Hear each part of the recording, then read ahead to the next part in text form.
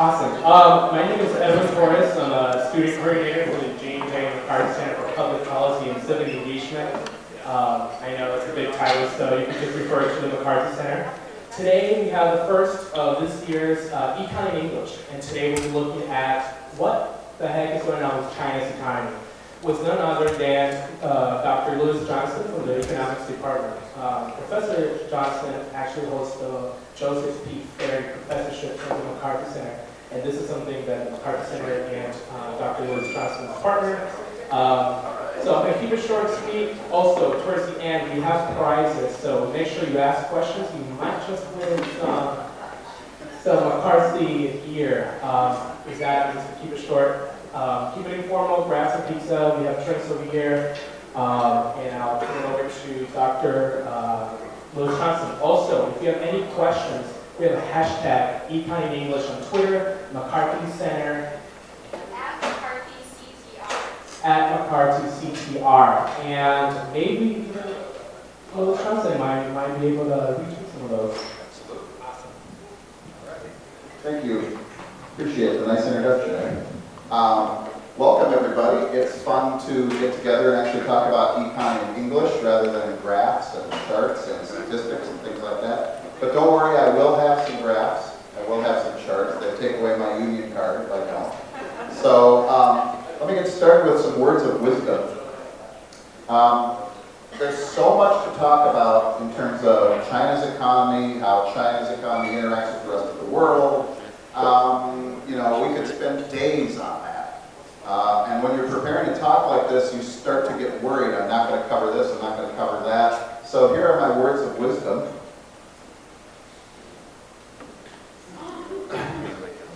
This is from the writer's room at Saturday Night Live. This has been on the wall ever since. It's from Lord Michaels, who started it. And he said, "We don't go on because we're ready. We go on because it's 11:30. So that's what I'm doing today. It's 5 o'clock. I got to go on. So I may not cover everything, but that's where you guys come in. The beauty of this is that I'm not just going to lecture. In fact, I don't want to just lecture. I want to have a conversation. So I will try to set up the conversation with a few ideas. Let me start with a quote from the father of economics, Adam Smith. This actually is from his book, The Wealth of Nations, in 1776. And I'm going to do something that I tell my students never to do. Read off your slides. Never read off your slides. Well, I'm going to read off my slide. China has long been one of the richest, that is, one of the most fertile, best cultivated, most industrious, and most populous countries in the world. When Adam Smith was writing his book, The Wealth of Nations, in 1776, China was recognized as one of the leading economies. He needed to take time to understand that and to explain why was a country like China so rich if he was going to explain the wealth of nations. So that's been a question, not just recently, but for as far back as you want to go. In fact, historians who study the relationship between the United States and China will often point out something to the effect of there wouldn't be a United States if there wasn't a China. The reason Europeans came and ran into this place by accident was because they were going to China.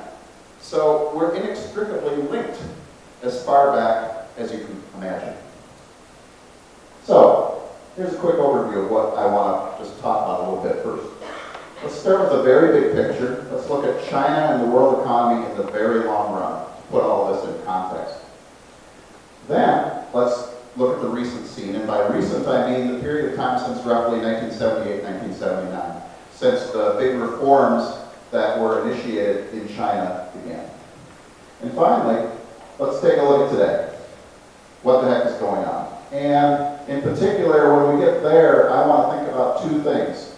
And you can start to think about this now. One of them is, what are some things that you hear about in the news that everybody's worried about that we actually shouldn't care about?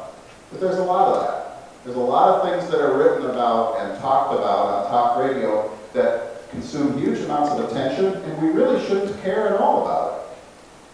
Yet there are also a whole bunch of issues that we ought to care a lot about that people don't talk about. So you can think about some of those in advance. What are some of those things that you worry about that maybe we shouldn't be? What are some things that you haven't thought about that maybe you should worry about?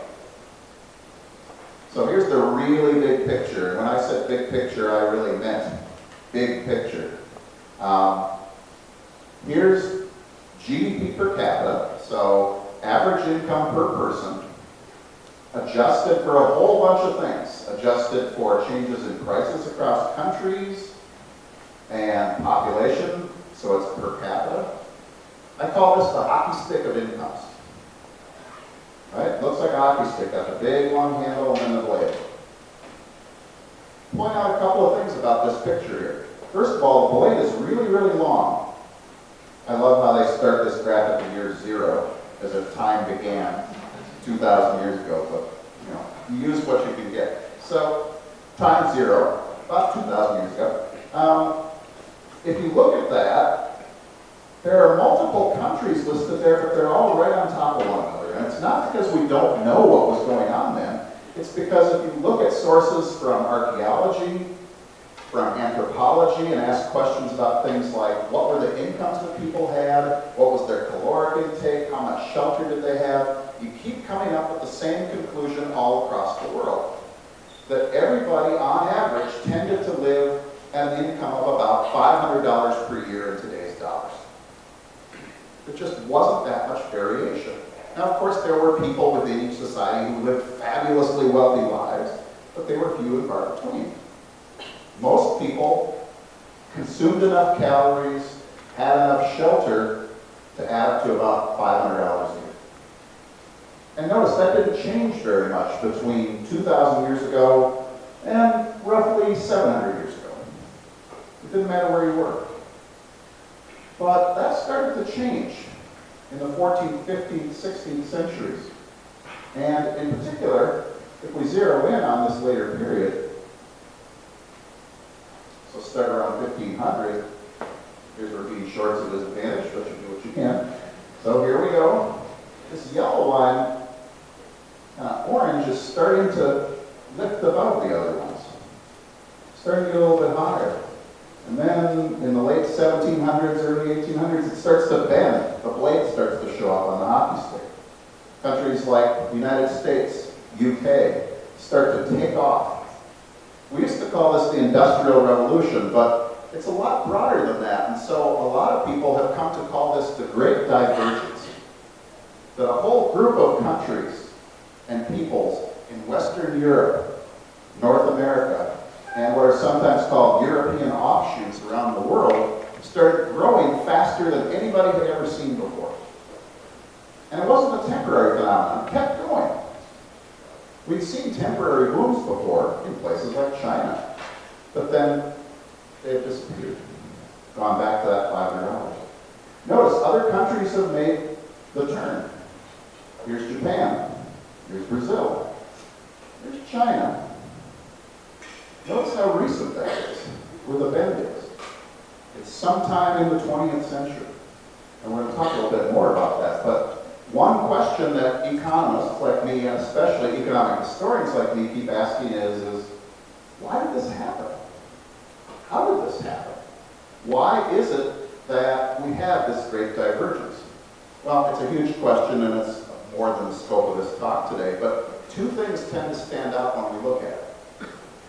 One of them is the idea of the Enlightenment, the idea of technological knowledge in particular, but also just knowledge in general spreading away from an elite towards the population as a whole. That seems to have been a really important factor in all this. I call that kind of the peaceful theory of the Great Divergence. The other one is the wartime theory. And it's actually out in a new book if you're interested. There's an author named Philip Hoffman. And he argues that the reason that especially Western Europe took off was because they were so obsessed with war with each other that they had to develop new technologies year in, year out in order to win their wars. And once they got the bug for doing that, it spread outside of war making into industrial pursuits. So you can have a peaceful theory, you can have a warlike theory, take your choice, there are hypotheses. But something changed to create this great divergence. Now, there's a great website. It's called the Gapminder. And gap refers to the gap between rich and poor countries. And I think there's a really nice way to illustrate this great divergence that gets at what the heck is going on with China very nicely. So if you could play that and then pause it, just hit stop. So take a look at this picture here. I know it's a little small. Maybe you could hit the full screen up there. Up at the upper right-hand corner. There you go. So the idea here is down in this corner, we've got all the countries that we have measures for in the world with their life expectancy on average and their income per person on average. This was assembled by a statistician and demographer named Hans Rosling, and if you go online and watch his video, he speaks in this wonderful Swedish accent. He says, "Down here, we are poor and sick. Poor and sick. Terrible, poor and sick." So, okay, we're poor and sick down here. Our life expectancy, even in places, this yellow dot here is the United States, this big red circle here is China, is at most 40. I'm 55, so I wouldn't have made it. So, that's a joke. You can laugh, it's okay. So we're all down here. All right, hit it. Here's what happens. Notice, some countries are pushing forward to the right, so they're going this way. Whoops, click it on. They're going this direction, they're getting richer, and they're starting to get healthier too, although it's bouncing around here. Epidemics come along. Can you pause it? So there's World War I. There's the U.S. way out there. Britain, other Western European countries. There's China.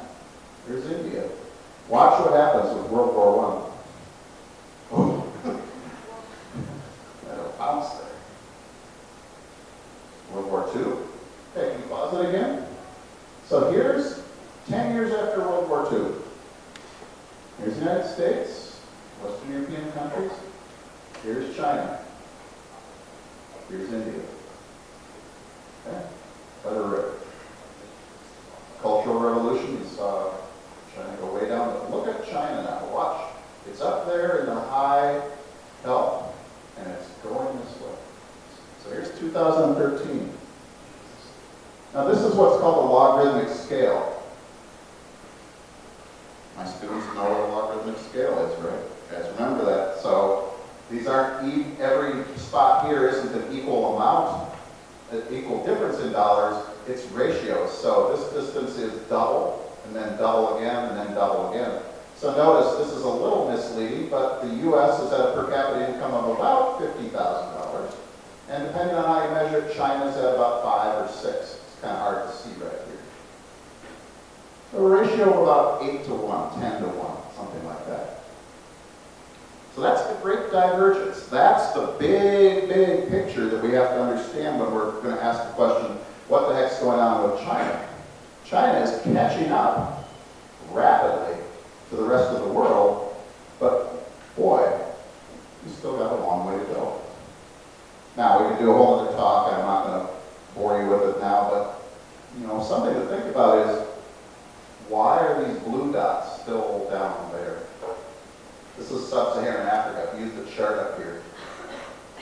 Now, what is it about the Chinese experience that we could transfer to sub-Saharan Africa? What could we learn from that experience and apply it here? These are questions that economists are asking, and if you're interested in that kind of stuff, there's another reason for you to major in economics. Hint, hint. Give it a shot. All right. We can just close that window and we'll go back to that. Okay. Click to the next slide. Thank you. So now let's get a little bit closer. One of the things since 1978, which some of you may know, a lot of you may know, is that there's been a big change in the way that the Chinese economy was viewed by the state. So there's two figures in this Time magazine cover from 1983.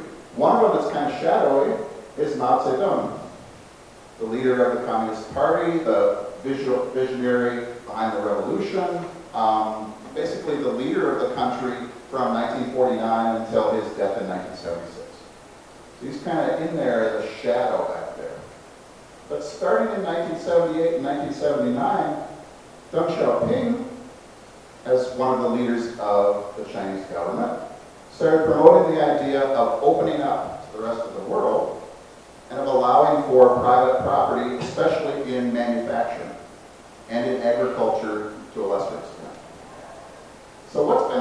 consequence of that? Well, here's one way to look at it. Here's GDP per capita for China since 1978. It's on what's called a purchasing power parity converted GDP basis. In plain English, what that means is we've adjusted for inflation, we've adjusted for changes in prices, the fact that different things have different costs across countries, and we've corrected for population. This is remarkable. It may not seem so to you, but take a look at this. They started at about $500 per capita 35 years ago, and now are at about 7,000. No country in human history has ever grown this fast in this short of time, ever. That's important to understand because when we're trying to make sense of this experience, it's really hard to find any other time period to which to compare it. The British Industrial Revolution, for example, here this growth is 5 to 6% per year. In Great Britain, it was so spectacular to have 2% per year growth. Everybody was like, wow, 2%. This is 2.5 to 3 times faster. It's totally different. So you got to wonder, is there any way to understand this outside of its own unique experience? Well, I think there is. We'll talk about it a little bit. Let's compare this. So this is China. Looks, it's really spectacular. Well, let's put it on the same graph as the United States. Well, it's really good, but now take a look. So the United States, back here in 1978, is at about $25,000 in today's dollars, compared to about $500. And even though this has been a spectacular success, the U.S. isn't standing still either. Chinese are closing the gap, but it's not that great. Now, this is a little misleading. This is a regular old graph. 10,000, 20,000, every tick is 10,000. Let's use that ratio scale again. Let's use that scale where equal distances mean that we're doubling. You can really get a better comparison that way. And what's especially nice about these graphs is the steepness of the line tells you whether something is growing fast or slow. Look how much faster China is growing compared to the United States. They're catching up. But here's the context. About $7,000. We're talking about 49,000 here.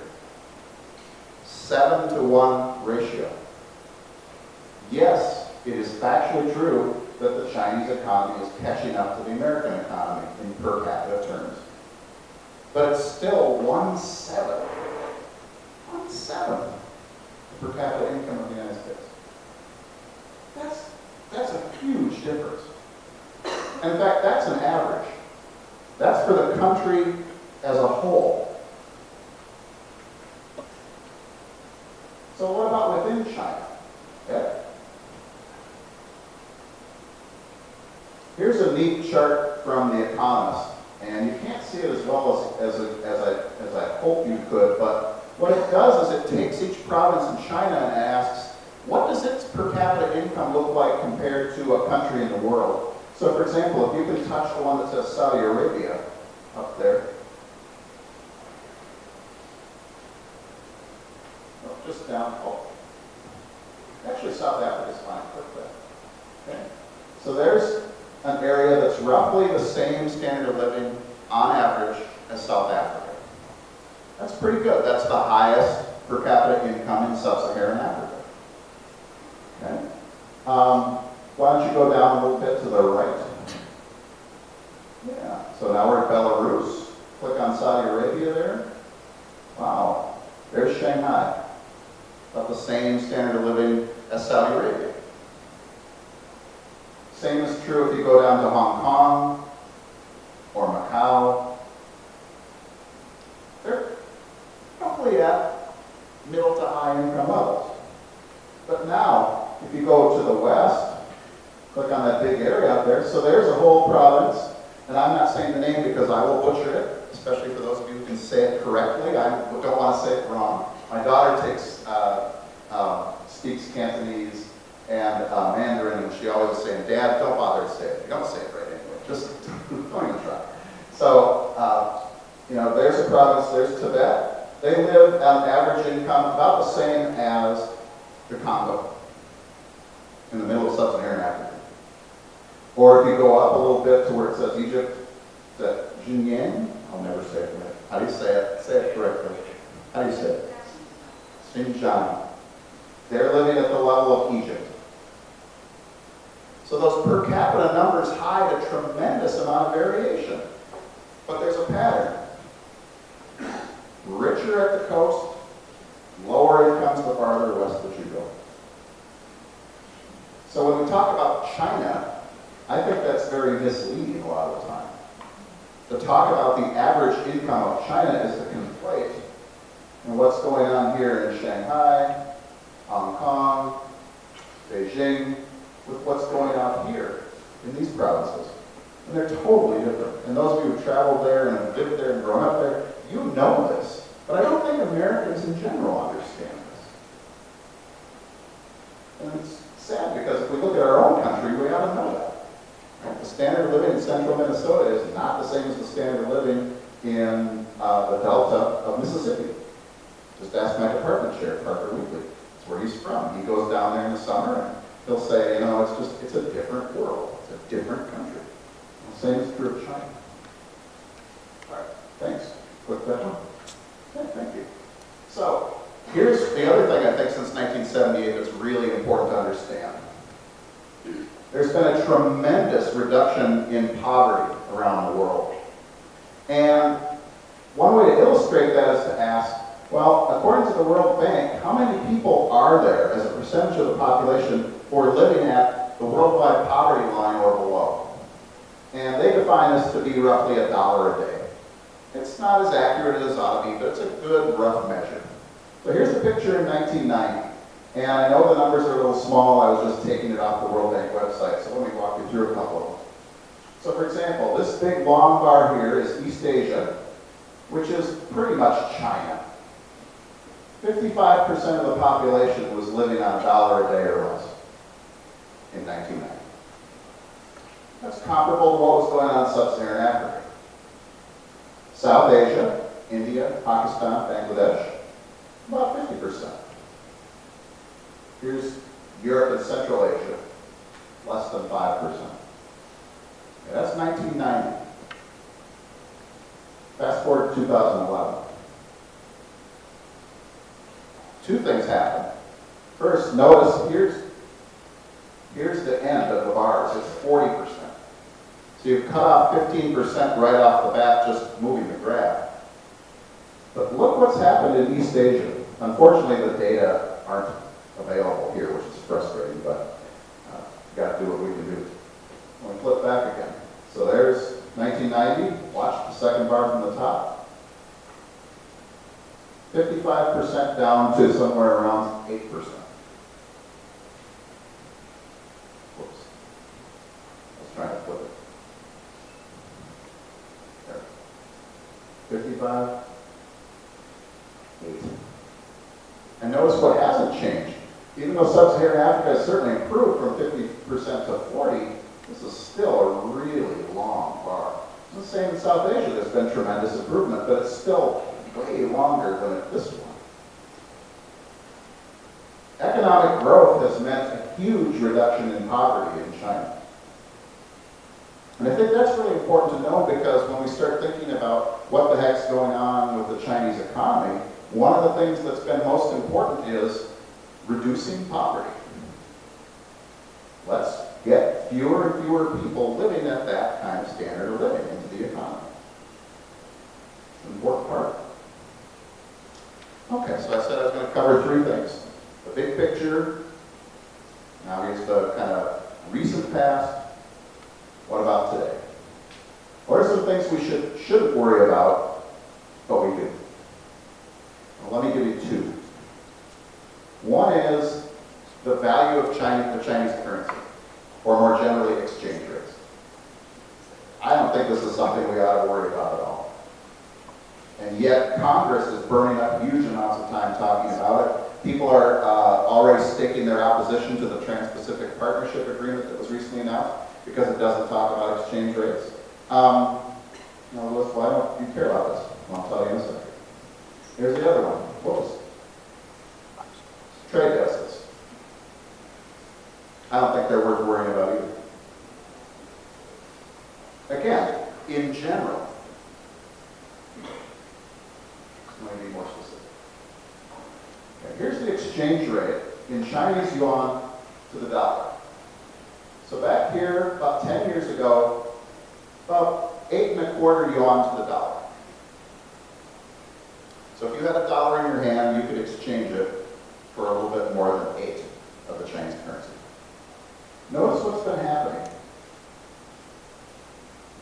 A little flattening here, but if you compare here with here, this line is going down. Okay, I'm going to put you on the spot. How many of you think that means that the dollar has been getting stronger against the Chinese currency? Nobody's brave enough to say that. Okay. How many think it's getting weaker? How many have no idea what the heck he's talking about? All right, good, that's why we're here. So, think about it literally as a price. So, if you've got a dollar, you can buy fewer and fewer and fewer units of Chinese currency.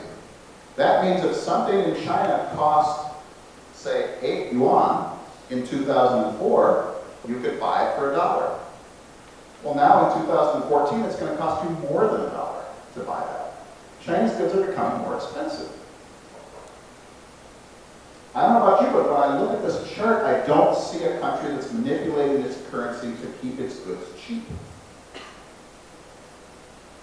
I see a country whose goods are getting increasingly expensive relative to ours. And here's this devaluation that everybody was going nuts over about a month ago. Okay, it went up a little bit. But this is nothing compared to the trend, compared to what's happened over the last 10 years. And in fact, if you extend this out further, what's happened since 1973? Chinese goods and services have become relatively more expensive year after year after year, and it's not the case that the Chinese government is using its exchange rate to artificially keep its goods cheap. Now, as an economist, I have to always do, on the one hand, and on the other hand. So here's where the other hand has to come up. There are certain industries where this certainly is going to matter. Steel, for example, is getting hurt by this very badly because the exchange rate is a very important component in a very low-margin industry like iron ore products and steel products. So, people in northern Minnesota are really mad about this. It matters to them.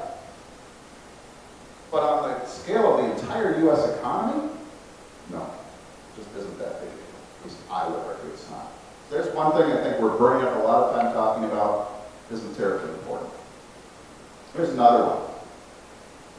Our trade deficit. And what I've got here is a little bit longer view of things. It goes back to 1950. But what this shows is, as a percentage of what we produce, how big is the gap between what we're selling abroad and what we're buying from abroad?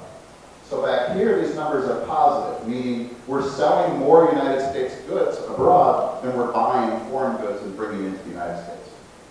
Well, notice since the mid-1970s, that's been trending down into the negative territory. Here, primarily, this was Japan. And most of you don't remember this, but those of you who are my age or maybe a little bit younger, you know, what was the cry? Oh my gosh, Japan's going to take us over. They're going to buy all our real estate. They're going to dominate our industry. They're, you know, they're the big, bad wolf at the door. Well, I don't know. I don't hear much about Japan these days.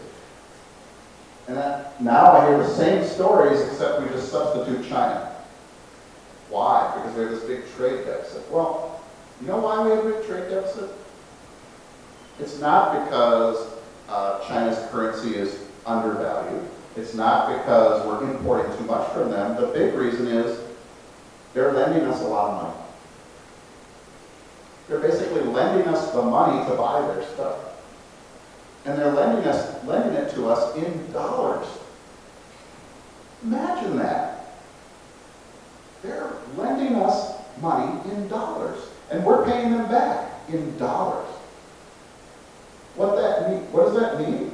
Well, it means that we can print up dollars whenever we want to pay them off. We don't have to sell anything to them to pay off our debt. That's different than almost any other country on the face of the earth. Most countries, they have to sell stuff, somehow get their hands on some dollars, and then pay off their creditors. Here, you just call up Janet Yellen and say, would you please print up some more dollars? We're going to pay off the Chinese. It's a great situation to be in, frankly. Most countries would kill to be in this. So here's something I just don't think we should worry about. It's just not worth it. Okay, but what are some things that we don't seem to be worrying about, but we should? Well, again, two.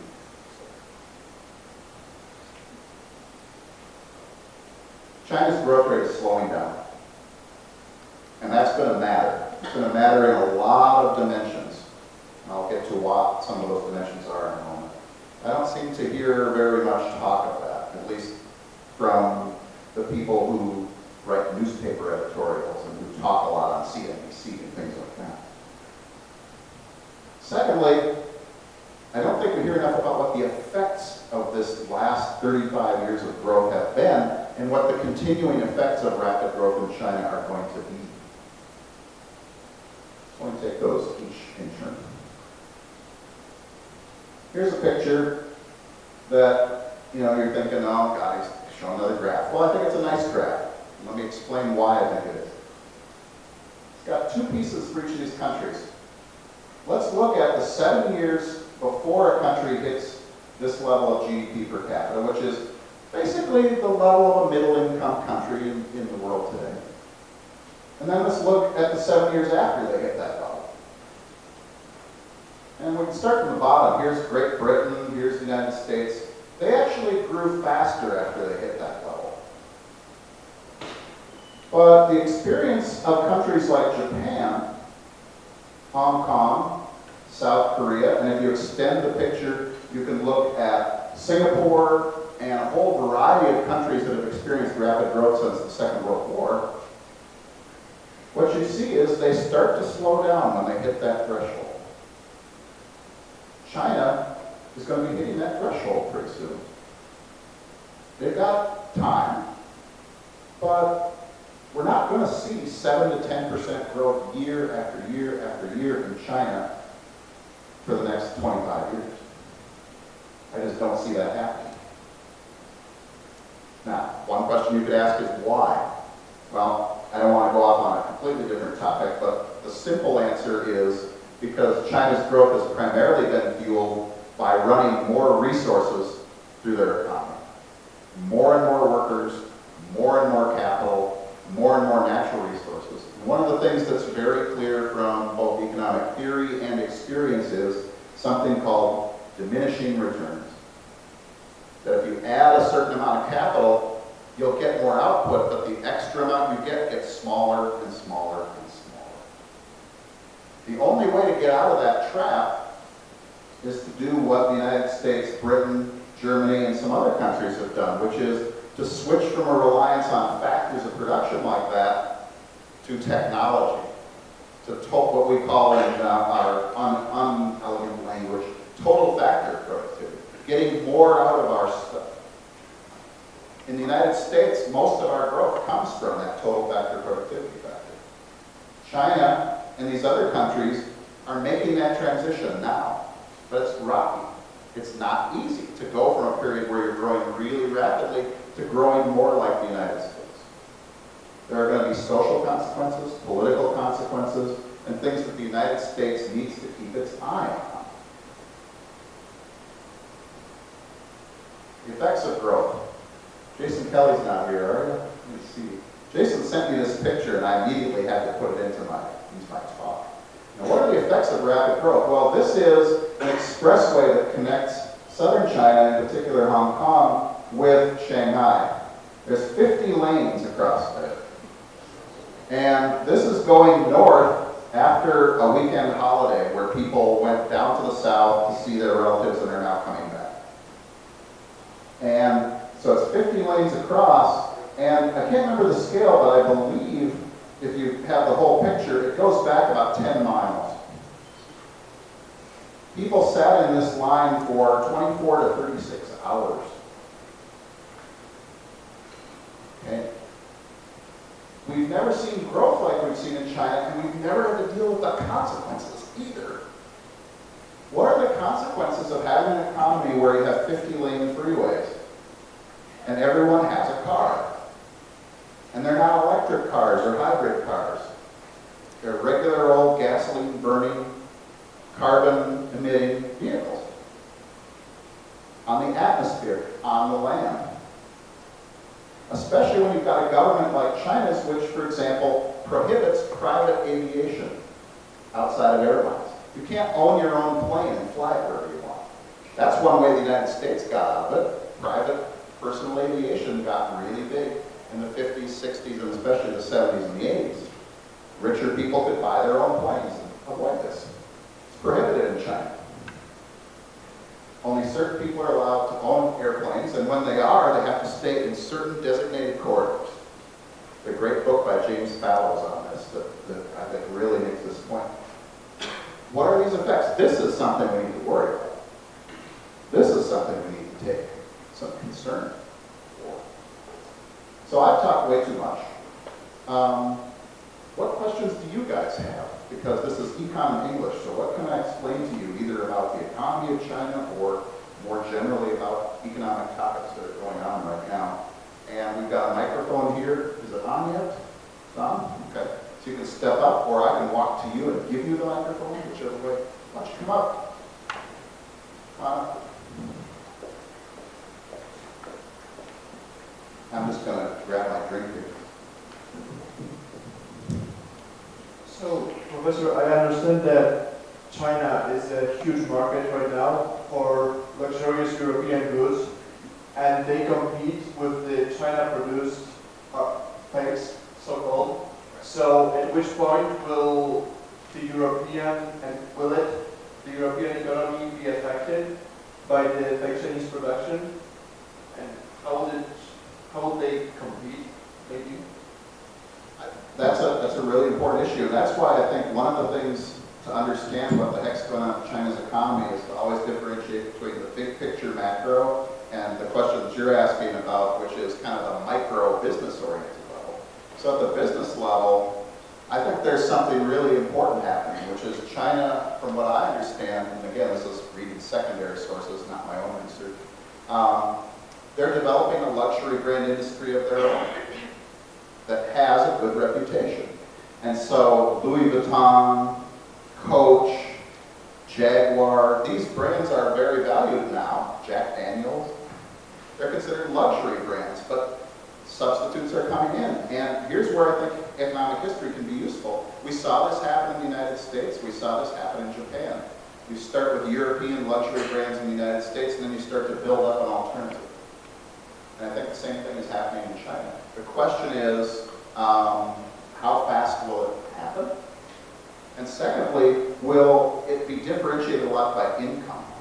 So for example, will the richer people in China still want to get the European and the American brands, and then you'll create a middle market, a mass market in the middle with a Chinese luxury brand? So for example, in the United States, maybe really wealthy people will drive Mercedes and BMW and those kinds of cars, but then, in the middle you get a Buick, or you get an Avalon, or maybe a Lexus.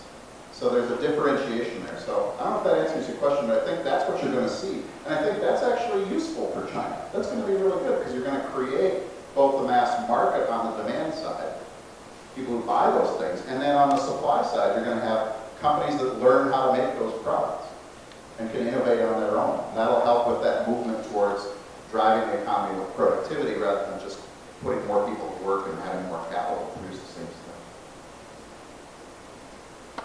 Please. I don't want to be up here by myself. Please.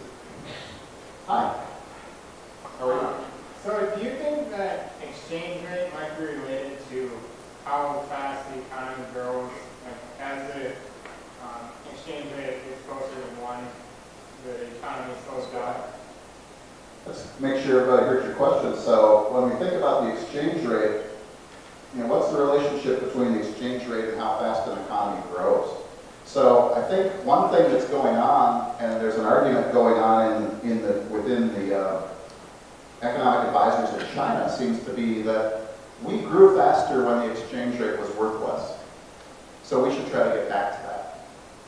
And a whole other group of people, and especially Western-trained economists, are arguing, wait a minute, that's just a correlation, that's not causation. That, in fact, this is the pattern that you see when an economy gets richer like China is. Your exchange rate actually depreciates relative to another country. So there's a ton of war going on in policy circles right now, which way to go. But to answer your question directly, no, I don't think the exchange rate really matters that much for growth. It's a consequence more than a cause, if that's getting at what you're asking. Other stuff, please. I mean, the exchange rate affect the money China than to the United States. Because like someone said, now the exchange rate issue is going on. I mean, It's going up a little bit. yeah, and that means like the money China like into the United States, actually some money just go like every visit. So Yeah. I think it would be an effect. And does this exchange rate affect I think this would be something I'd add to the we don't hear enough about, but we ought to think about it more. So make sure everybody heard the question.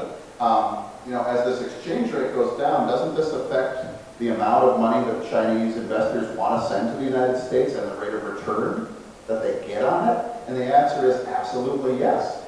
Right? You lent money thinking I'm lending 8.5 yuan to the United States for every dollar for 10 years. And now when you get it back, wait a minute, you're only giving me 6.5? I gave you 8.5. You're giving me 6.5. This isn't fair. Oh, tough. This is the advantage of lending in dollars for the United States. We can, and I don't mean this, I don't mean to be mean about this, but it's simply the case that the United States is benefiting from this transaction, and it is probably hurting Chinese investors, which is one reason why they're starting to dump U.S. Treasury bonds. They're starting to sell them because, wait a minute, is it going to go down to 5? Geez, I put 8 in there and I'm only getting 5 back. Even if you give me an interest rate that's pretty high, that's still not going to make up for it.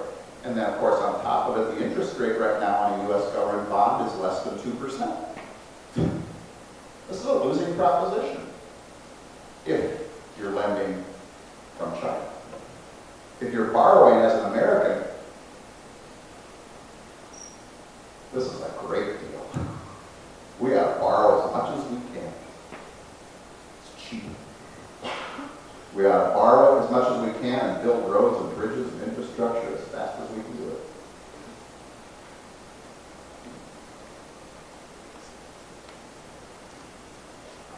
I was just wondering, is Chinese investors that way the treasury bonds from the U.S., is that what drives volatility when Dow Jones and all the indexes we've seen last month? Or is it correlation or is it causation?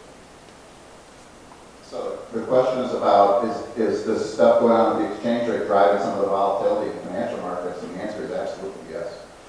Investors in financial markets hate uncertainty. And this is creating, these changes in exchange rates are creating uncertainty in the financial markets. And so people are trying to move their money into safer things. Well, what's one of the most safest things you can put your money in? A U.S. government bond. So if you're a Chinese investor, you're stuck between a rock and a hard place. You'd like to not buy any more of this stuff. You'd like to sell it. But if you're worried about volatility, what's the safest place to park your money? American treasuries. American stocks and bonds. So it's causing a lot of gyrations all over the world because if you're pulling money out of Shanghai and putting it in the United States, one's going to go down and the other's going to go up. So yes, absolutely. It's having a big effect, and that's probably why, you didn't ask this, but this is probably why the Federal Reserve didn't raise interest rates at its last meeting. Because they didn't want to add one more piece of uncertainty to the puzzle. It's like, all right, let's just keep the interest rates as constantly as we can and let this stuff work itself out. So, Professor, you mentioned that China lends U.S. money in dollars. That is kind of an advantage to America. So I was wondering, is the exchange rate decided by America or by China, or is it influenced by the rest of the world? Thank you. That's a nice question to make sure everybody understands. Now, who sets the exchange rate, or how is it set? Well, in general, exchange rates are set in markets. They're set by the supply of dollars that people want to exchange into yuan, and by the demand for people who want to turn yuan into dollars or dollars into yuan. There's one element here that's slightly different, though, and that is that the Chinese central bank actually has enough reserves that they can intervene in those markets and buy and sell currencies to do things like flatten the exchange rate out. Here they actually fixed it, but here it was floating, but they would buy and sell currencies to keep it at a certain level. The United States has, at least publicly, sworn off such things. We don't manage our currency. The Chinese government, though, has argued that they are going to keep the exchange rate within a band of growth or shrinkage, whichever way you want to think about it. And I can't remember the numbers off the top of my head, but they've reserved the right to intervene. So the answer to your question is, it's a combination of markets and government intervention by the Bank of China, Central Bank of China, that determine that.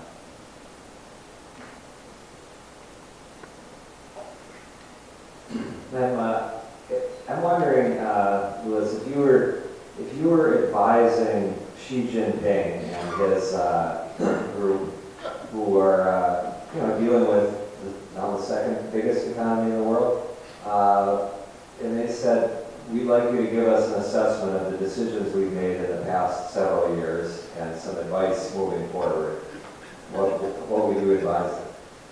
Well, the smart aleck answer would be I'd resign, right? I don't know what. I think so if you look at their macro policies, which is what I'm most familiar with, I think they've been doing a pretty good job. So for example, when the financial crisis came along in 2008, they reacted to that in a textbook way. They started increasing government spending, putting money into infrastructure projects. The central bank lowered interest rates. And so they acted in a way that would be familiar to most Western economies. They freed up the exchange rate more than I ever expected, actually. Most countries who have gone through this kind of economic growth, they try to keep their currencies fixed, or at least they try to keep them stable relative to the dollar, except for this period in here in 2008, 2009, and here, they pretty much let the market determine the exchange rate. So I'm pretty good with that. The one place that I think that they've fallen down on, what I'd like to see better, is the creation of, for want of a better term, a social safety net. To really create a real social security system for retirement. To create a real healthcare system across the country. Now, of course, the smart aleck answer to that would be, well, yeah, you should maybe do that in the U.S. first before we try to do it.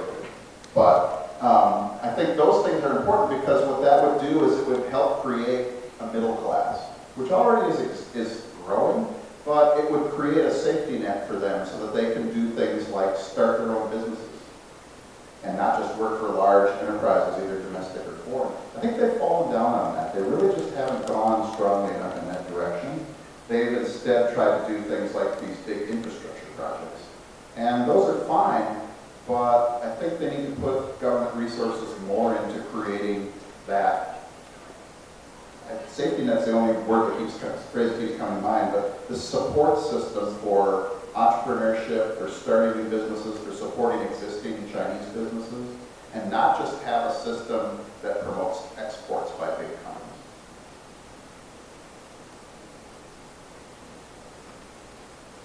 You said I shouldn't call on you, but I guess it's okay if you want.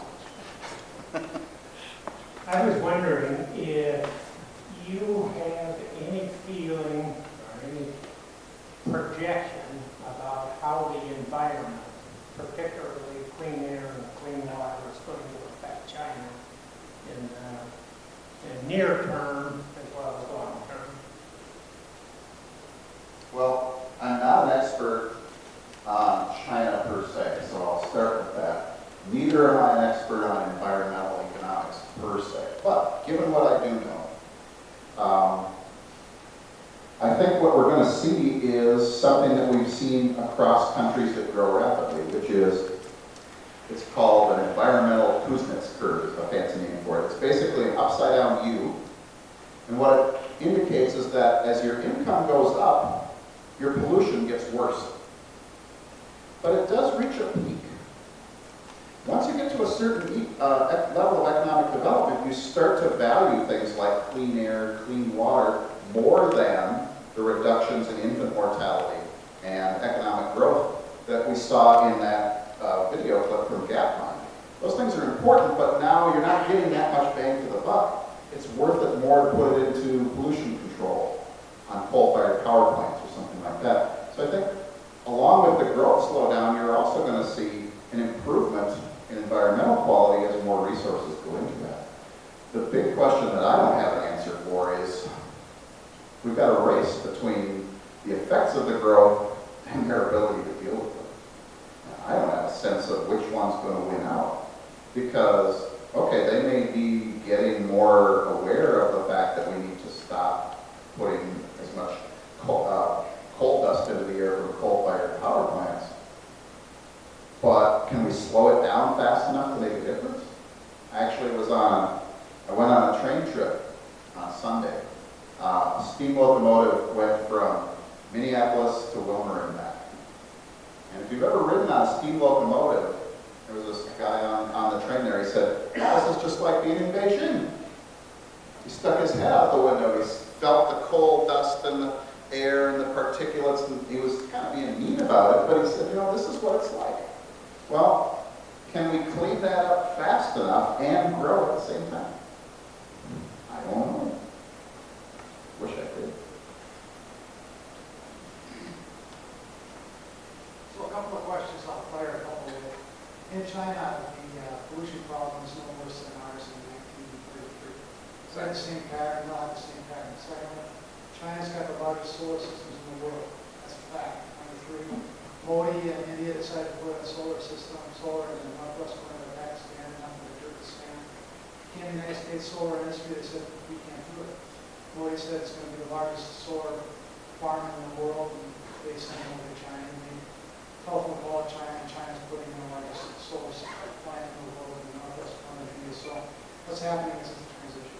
So the next question is, on India's got a question on that. But let's stick with China. So China, when will they be the largest economy in the world? They have 1.4 billion people, 1.5 billion people. 30 years ago, there were maybe, 100 million people in towns and cities. 1 million people per day roughly moved from rural to urban in China. Western press demonizes China for all sorts of things like ghost towns. They're building for these people, of course, and they go for routinely. So right now, about 400 million to 500 million people in China are working and entering into the middle class. We have another 600 million to go.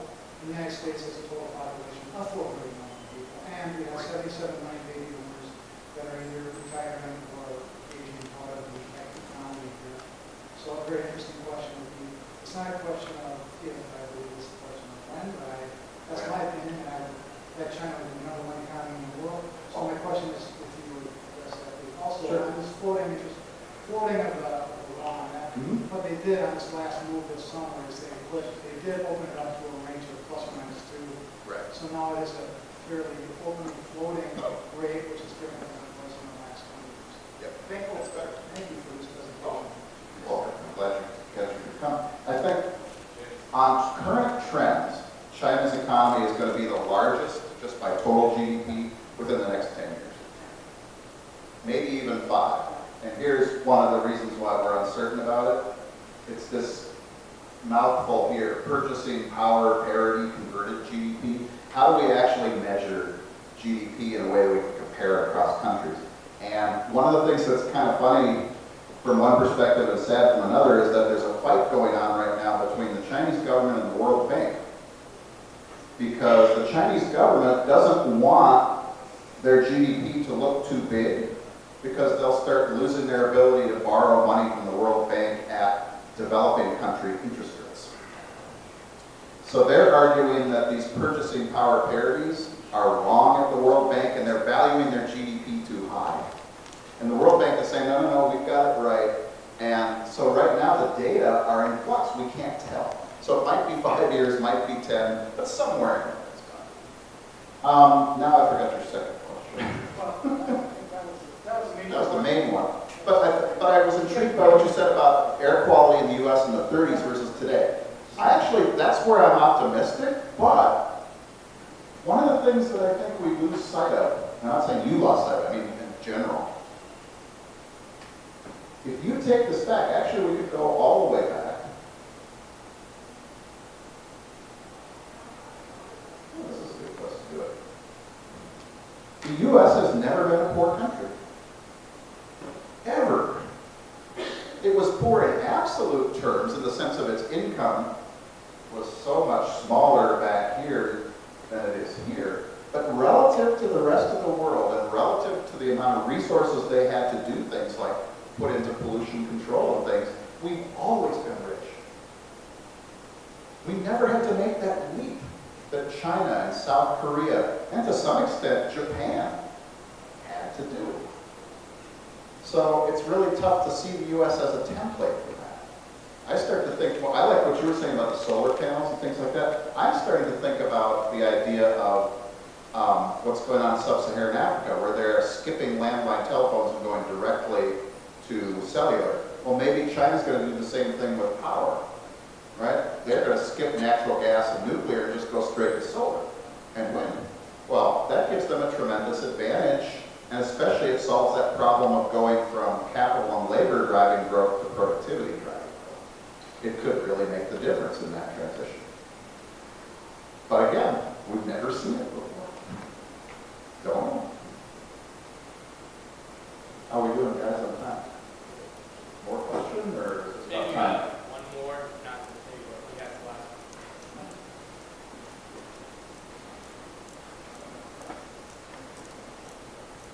So you talked about how China's economy is reaching the gross domestic product level of around 16,000.